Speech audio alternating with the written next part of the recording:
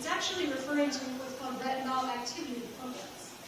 In other words, how much vitamin A you can actually expect to get out of the carotenoids in that particular food or group of foods put together.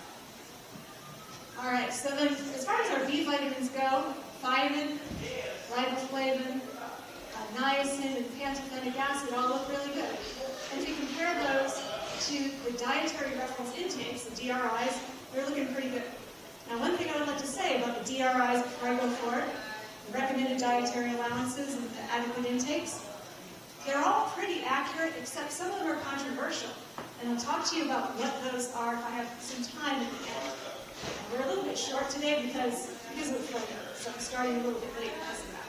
But if you do have any questions about which ones are considered to be accurate and which ones are considered to be controversial or up for review, please feel free to ask me. All right. And then some of the other ones that we have here, pyridoxine, it's another B vitamin. That one looks pretty good.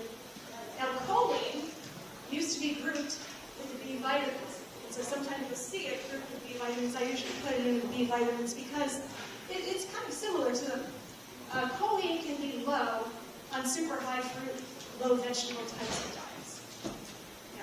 So this is one of the nutrients that you really have to be careful of if you're eating a super high fruit, low fat, low vegetable diet. Another thing you have to be aware of if you're eating a super high fruit, low vegetable type of diet is microbiome shifts. I've heard this actually quite a bit at this event. Some people have said that when they start to add more fruit and start to move away from vegetables, that if they add vegetables back in, that they start to have gastrointestinal issues. They have trouble digesting them. Has anybody heard that from anybody here? I actually heard it this morning from somebody. That could be due to a microbiome shift. Your microbiome shifts, it becomes more difficult to digest vegetables once you remove them. And it's harder to get back on them if you want to add them back in. And I see this happening quite a bit. And oftentimes people chalk that up to, my species-specific diet is fruit. So therefore, since I can't digest vegetables, then I shouldn't eat them. But that's not the reason why. It's likely due to microbiome considerations. That's a whole other topic that I talk about in our Mastering Raw Food Nutrition class. All right, and so getting back to choline here, if we have some time at the end, I'm going to talk to you about really good choline sources. And yes, you can absolutely achieve the recommended dietary allowance, actually the AI for choline, from this dietary approach. You just need to know a few things. That's one of the things that people think when they come to my talk, oh my gosh, I have to know all this stuff. You don't actually. There's just a few things that you need to do to tweak things to really make it work for you. And like I said at the beginning, I'm on your side and I want you to succeed. I see this happening a lot. People start getting more and more restricted as time goes on, and then before you know it, they're eating carnivore, and then that is their species-specific diet. Anybody ever heard that? You see them laughing about it? All right. And then right here we've got vitamin B9 or folate. That's like really easy. You can get that from live fruits and vegetables. Even if you take away some vegetables, you're still going to do okay on folate. When you add more vegetables back in, you're going to do well. And just so you know, a lot of people ask me if too much folate is going to lead to the formation of neoplasms, cancer, what have you. I've never seen any research that suggests that. But I have seen some research that suggests that preformed folic acid is associated with that. All right? So just something to be aware of. And just so you know, folic acid is made in the lab. And folate is made in nature. So there could be something to that. And then vitamin B12 here. Vitamin B12 is really important. As you can see, it's low. It's low. Yeah, so how do you take care of that? Supplementation is the best way to go with that. If you're somebody who has gastric atrophy or pernicious anemia or something like that, then an injection might be warranted. Okay, but usually that's not too much of an issue for most people. But you need to have a good source of vitamin B12. And if you're not a big fan of supplementation, you can always get a test to see if your vitamin B12 levels are okay. Your body doesn't make it. The only thing that makes it is bacteria. And that's how most of these supplements are made. They're made from the vitamin B12 that is made by bacteria labs. And I know that's not an ideal situation, but vitamin B12 is an issue for anybody on any type of diet. It's not just a vegan or raw vegan or vegetarian or raw foodist type of issue. We see it with people across the board. You tend to see it a little bit more in the non-supplementing vegans than you do with people on a standard Western diet. Nonetheless, you do see it with people on standard Western diets. So something to be aware of. Sometimes I get more concerned about omnivores when it comes to B12 than people on these types of vegan diets, because more vegans tend to supplement. All right, and vitamin C, not surprisingly, is really good. Vitamin E is a little bit low because it's super low fat. If you add more leafy greens in, you would be fine with vitamin E. Vitamin D is another issue for anybody on any type of diet. I've heard people say in the past that they have gone off of their vegan or raw food diet because they're concerned that they're not getting enough vitamin D, and they've gone to the sun and that hasn't worked. But just so you know, vitamin D is one of the most widespread insufficiencies and deficiencies in Western society. In the United States, there was a study that was done about a decade ago that found that 44% of people in the U.S. could be characterized as either insufficient or deficient. And then there's even some populations, subpopulations in the U.S. where it's as high as 80%. So it's not a vegetarian or vegan or a plant-based issue. It's an everybody issue.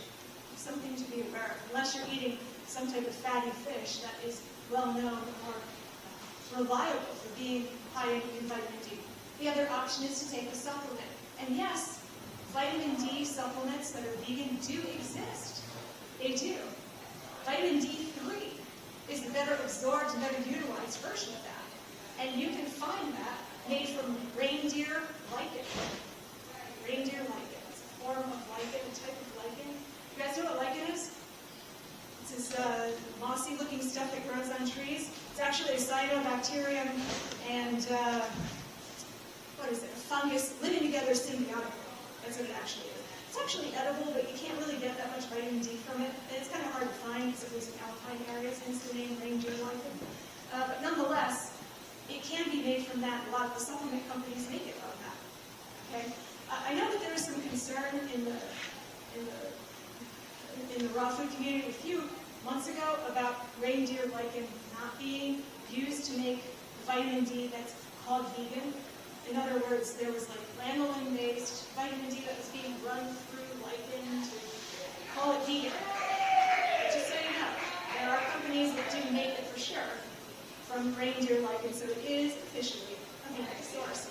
And you can ask me about those sources at the end. I'd be happy to answer that. And then calcium, oh my gosh.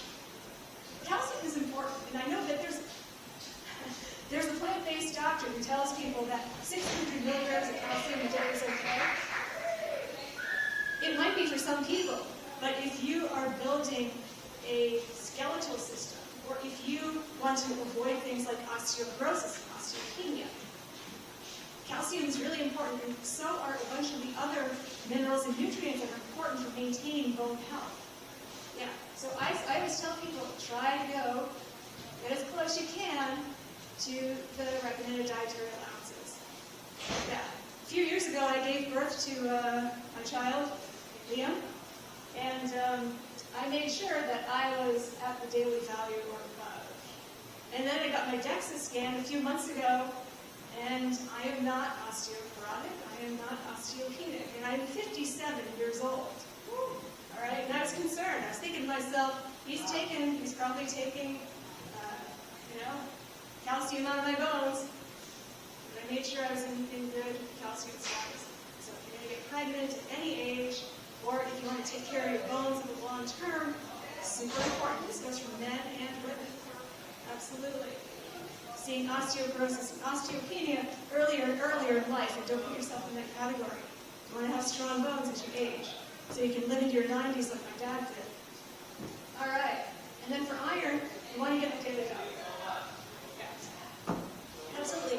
And if you're a child, like under the age of 7, you want to make sure that child is in good iron status. And if you ever have a child who's in that age range from 0 to 7 and they're having trouble eating or they don't want to eat, they don't have an appetite, check them for their iron. Check them for their iron. It could be deficient. I've seen this happen where kids have gotten a little deficient in iron because they're growing like crazy. And then supplement a little bit of iron and they start eating like crazy. So anyway, that's an interesting one. Magnesium looks great. You get that from fruits and vegetables. So that's okay. Potassium is looking good.